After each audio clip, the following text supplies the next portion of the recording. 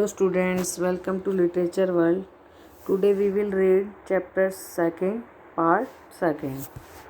My acquaintance with the barefoot rag pickers leads me to Simapuri. A place on the periphery होता है outer part of that particular area of Delhi yet miles away from it metaphorically. मेरी जो पहचान थी किसके साथ, barefoot rag pickers, जो कूड़ा उठाने वाले थे, जो नंगे पैर रहते थे, मेरी उन लोगों के साथ जो पहचान हो गई थी, वो पहचान मुझे सीमापुरी तक ले गई, जो कि दिल्ली के बाहरी हिस्से में है।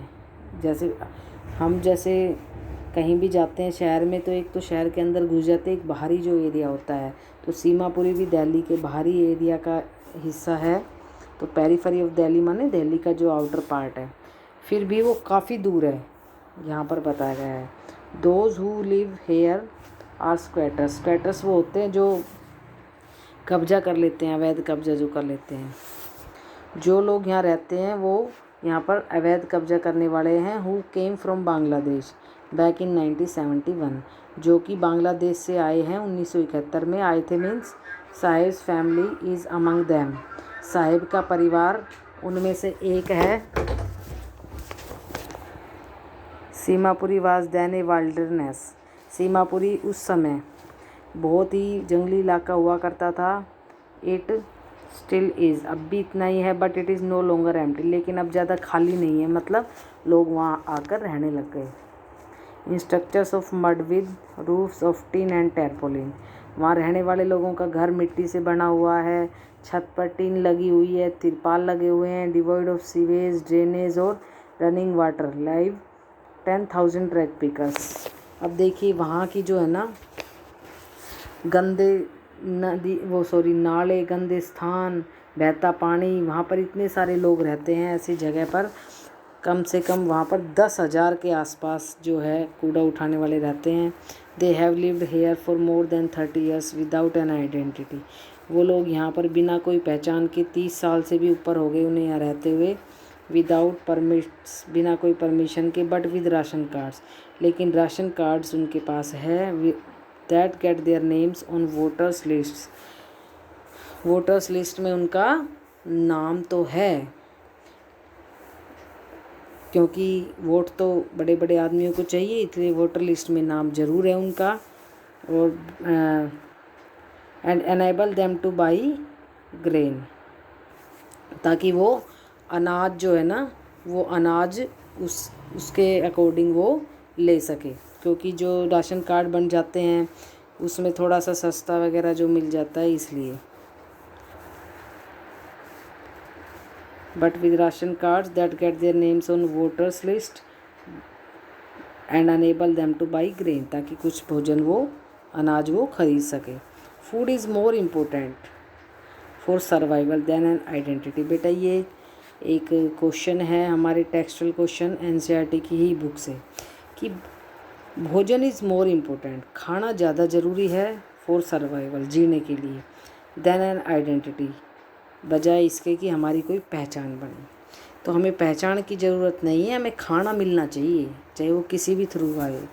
If at the end of the day, यदि एक दिन के अंत में, we can feed our families, अगर हम अपने परिवार को फीड करा सकते हैं, खाना खिलाते हैं, and go to bed without an aching stomach, और बेड पर जाते हैं, मीन्स हमने अपने परिवार को खाना खिला दिया, रात को सोने के लिए गए बेड पे, तो बिना किसी पेट दर्द के, मतलब पेट दर्द कब होएगा, जब हम भूखे होएंगे, हमें खाना नहीं मिलेगा, नींद भी नहीं आएगी, पेट दुखता रहेगा खाने के लिए। तो अगर हम अपने परिवार को खाना खिलाते हैं बिना कोई पेट दर्द के, उनको हम सो जाते हैं। We would rather live here, तो हम यहाँ रहेंगे ना, देन इन द फील्ड्स, उन खेतों की बजाय, that gave us no grain, जिससे हमें कोई अनाज ही नहीं मिलता।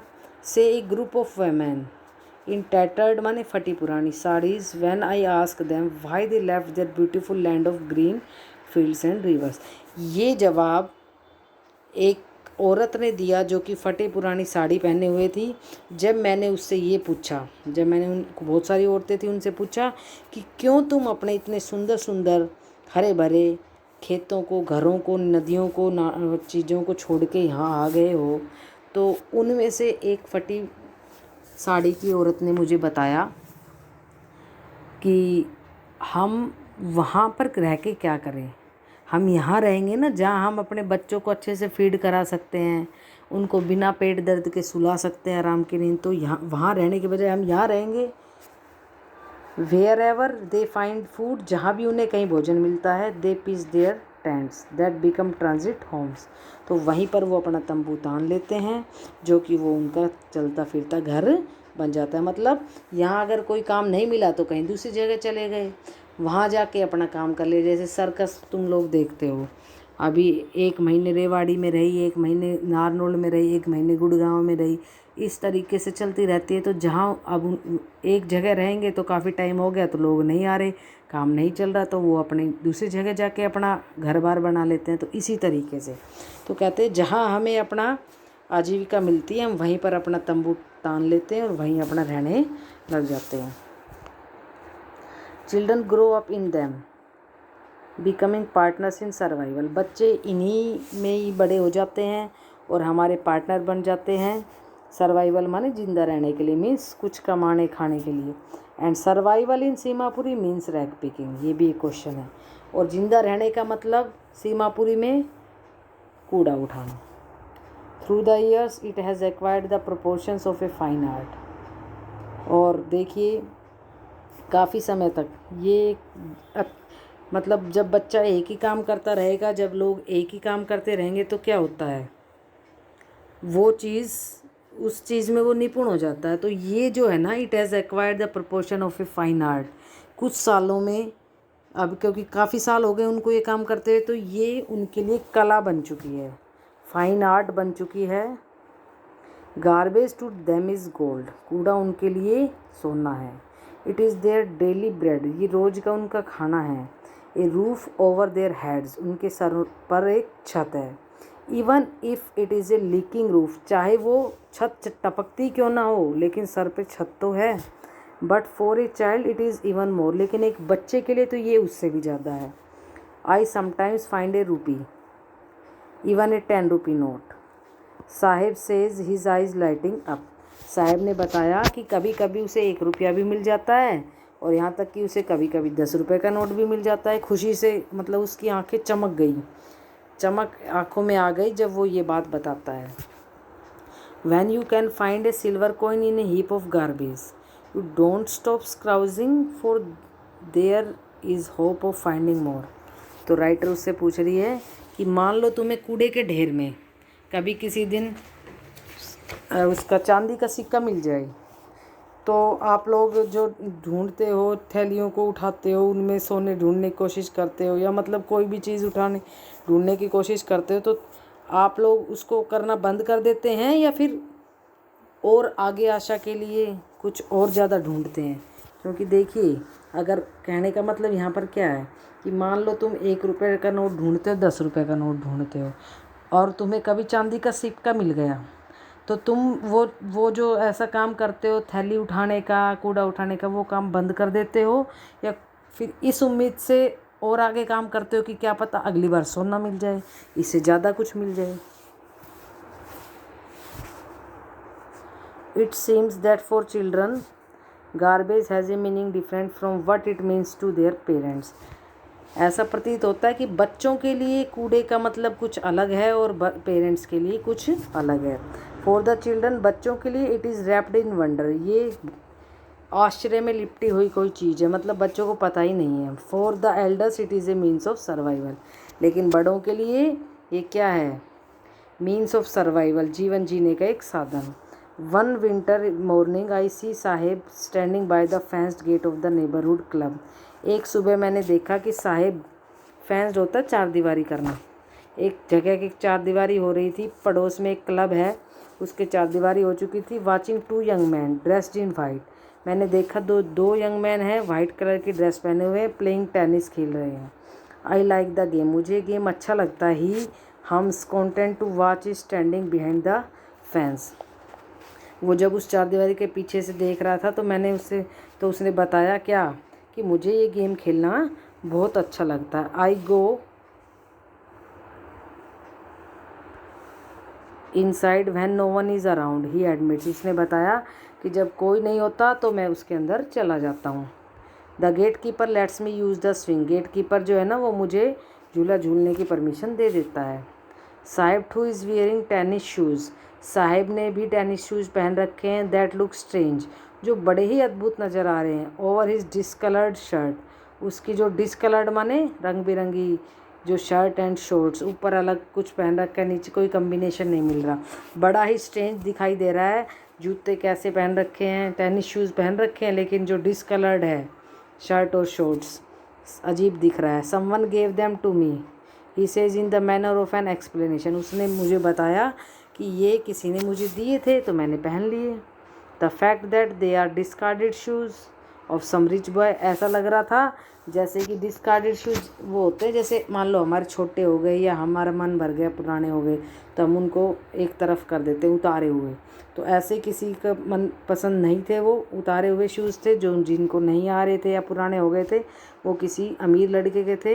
Who perhaps refuse to wear them, जो शायद इनको नहीं पहन रहा था। Because of a hole in one of them, क्योंकि उनमें से एक में, उन जूतों में से एक जूते में एक छेद था। डज नॉट बोदर हिम, ये छेद साहिब को परेशान नहीं कर रहा था, उसको कोई फ़र्क नहीं पड़ रहा। कैसे, जूते तो जूते ही हैं, टेनिस शूज़ हैं।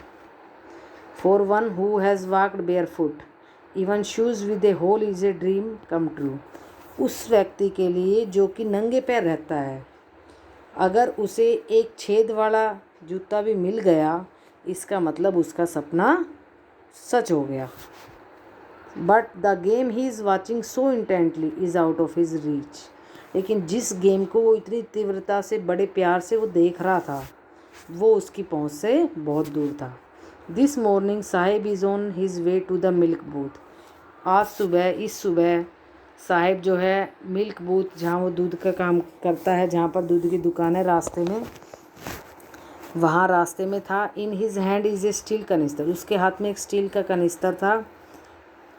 I now work in A tea stall down the road, देखो उस रोड पे जो टी स्टॉल है, चाय की दुकान है, वहाँ मैं काम करता हूँ। ही सेज, उसने कहा, पॉइंटिंग इन द डिस्टेंस, थोड़ी दूरी पे उसने पॉइंट आउट करते हुए कहा। I am paid 800 rupees and all my meals, कहता है मुझे 800 रुपये मिलते हैं और सारे टाइम का मुझे खाना मिलता है। Does he like the job, I ask, मैंने उससे पूछा क्या तुम्हें ये जॉब पसंद है। His face I see has lost the carefree look, उसके चेहरे को देख के मुझे ऐसा लगा जैसे कि एक तो आदमी हर चीज़ की केयर करता रहता है, ये केयर उसकी केयर, अब एक केयर फ्री लुक मतलब पहले अपनी मर्जी का मालिक था, जब मन करा तब काम पे चल पड़ा, जब मन करा जब बैठ गया। अब नहीं, ऐसा बिल्कुल नहीं है, ऐसा लगता है जैसे कि वो चीज़ें अपनी वो खो चुका है, केयर फ्री लुक वो खो चुका है। The steel canister seems heavier than the plastic bag, जो स्टील कनिस्तर है वो ज़्यादा हैवी लग रहा है किसके मुकाबले, उस प्लास्टिक बैग के। He would carry so lightly over his shoulder, जो अपने कंधे पर इतने आराम से लेके जाता था। स्टील कनिस्तर बहुत हैवी प्रतीत हो रहा है उसके मुकाबले। द बैग वाज हिज, क्योंकि वो जो बैग था, जो प्लास्टिक बैग था वो खुद का था।